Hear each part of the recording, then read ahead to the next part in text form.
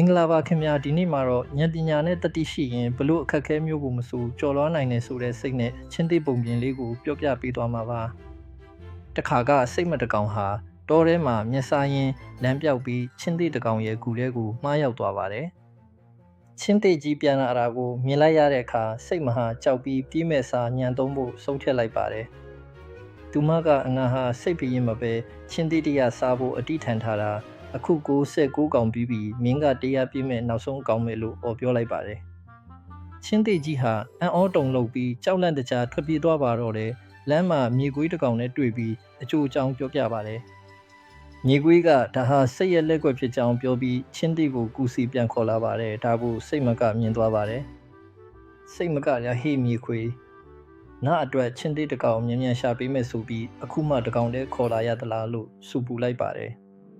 ချင်းတိဟာမြေခွေးကသူ့ကို1600နဲ့အောက်မေ့ပြီးအဝေးဆုံးကိုထွက်ပြေးသွားပါတော့တယ်စိတ်မလဲဘေးကင်းရာကိုပြန်သွားနိုင်ခဲ့ပါတယ်။ဒါကြောင့်အင်အားကြီးတဲ့ရန်သူနဲ့တွေ့ရင်တော့တည်ငြိမ်တဲ့ဉာဏ်ပညာဟာအကောင်းဆုံးလက်နက်ပါပဲကျေးဇူးတင်ပါတယ်ခင်ဗျာ။